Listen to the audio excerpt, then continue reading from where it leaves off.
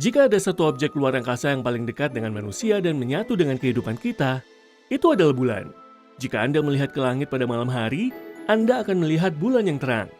Bulan bukan hanya sekedar keindahan langit, tetapi dampaknya terhadap bumi dan perubahan yang ditimbulkannya terhadap bumi kita sangatlah menakjubkan.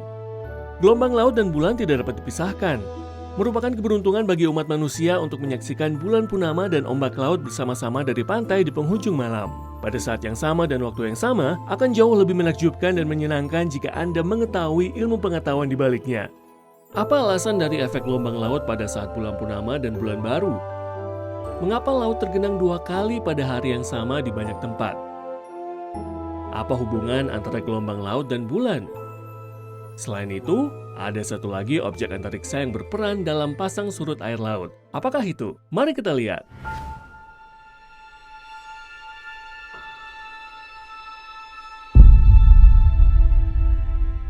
Banyak dari kita yang tidak tahu perbedaan antara ombak dan pasang surut. Jika angin bertiup kencang di tanah, angin akan menghantam partikel-partikel tanah di permukaannya dan menciptakan lapisan debu di tempat itu. Demikian pula ketika angin menghantam permukaan laut, angin menggetarkan air laut ke atas dan ke bawah, menyebabkannya berputar dan membentuk gelombang. Gelombang ini bergerak dari pusat lautan menuju pantai sesuai dengan kecepatan angin. Biasanya, gelombang ini setinggi 1,5 meter hingga 3 meter. Pasang surut berarti naik dan turunnya permukaan air laut. Ketika permukaan air laut naik, itu disebut air pasang. Ketika turun, disebut air surut. Jika Anda pernah pergi ke laut, Anda pasti tahu perbedaannya. Mengetahui perbedaannya, tetapi mereka yang tinggal di tepi laut mengetahuinya dengan baik. Air pasang dan air surut terjadi 2 kali sehari. Nah, mengapa permukaan air laut ini naik dan turun? Bulan adalah penyebab utama dari formasi ini.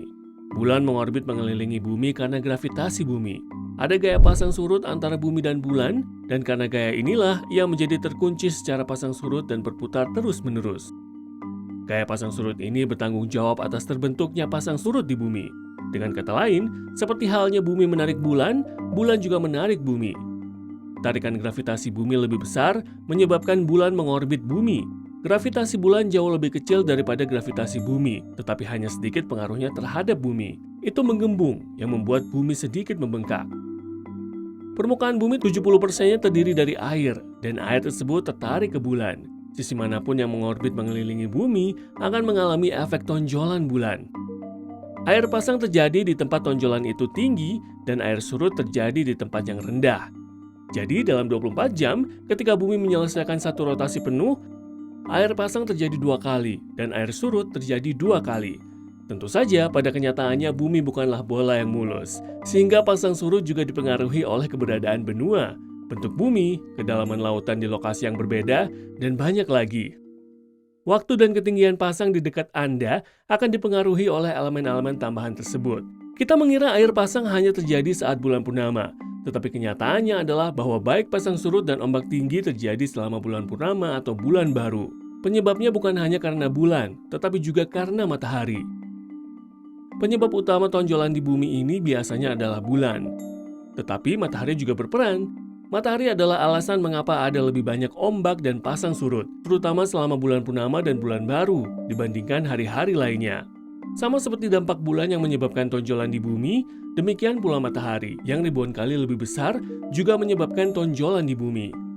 Pada hari-hari biasa, pengaruh bulan lebih banyak, tetapi yang istimewa dari hari purnama dan bulan baru adalah bumi, matahari, dan bulan semuanya sejajar. Matahari dan bulan berada dalam satu garis lurus. Pada saat itu, tonjolan yang disebabkan oleh bulan dan yang disebabkan oleh matahari digabungkan, menghasilkan tonjolan yang lebih besar daripada hari-hari lainnya. Jika bumi berada di antara matahari dan bulan, itu adalah bulan purnama. Jika bulan berada di antara matahari dan bumi, itu adalah bulan baru. Karena keduanya berada dalam garis lurus yang sama selama peristiwa tersebut, ada lebih banyak gelombang dan pasang surut. Fenomena ini disebut pasang surut musim semi. Fenomena lainnya adalah pasang surut. Ini berarti akan ada sedikit gelombang dan pasang surut. Ketika bulan tegak lurus terhadap matahari dan bumi, tonjolan yang disebabkan oleh matahari dan yang disebabkan oleh bulan saling menyeimbangkan, sehingga pasang surutnya lebih rendah daripada hari-hari lainnya. Banyak orang mengira tidak ada bulan saat bulan baru, sehingga gravitasi bulan lebih kecil pada hari itu. Dan pada saat bulan purnama, bulan lebih terang sehingga gravitasi lebih tinggi dan pasang surut di lautan lebih tinggi. Bahkan saat bulan baru, bulan ada di sana, tetapi mata kita tidak melihatnya karena cahaya matahari tidak jatuh di sisi lain bulan. Bulan selalu mengorbit mengelilingi bumi. Apakah terlihat oleh mata kita atau tidak? Gaya tarik gravitasinya selalu sama. Namun pada saat bulan purnama dan bulan baru, pasang surut dan ombak lebih tinggi daripada hari-hari lainnya karena tarikan gravitasi matahari.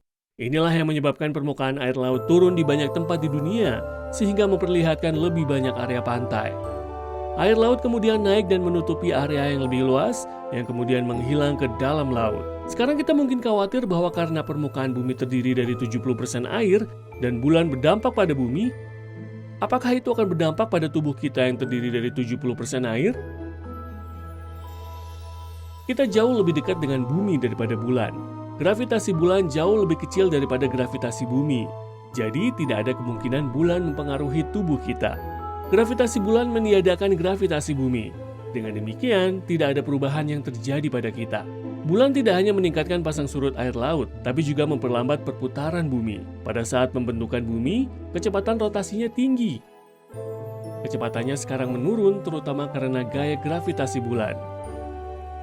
Manusia memanfaatkan fenomena alam yang disebabkan oleh bulan ini untuk menghasilkan listrik melalui turbin. Selain itu, kapal-kapal di pelabuhan memanfaatkan fenomena pasang surut air laut ini untuk menghemat bahan bakar untuk datang dan pergi ke darat. Bulan memang menakjubkan, tapi akan jauh lebih indah jika kita mengetahui ilmu pengetahuan di baliknya.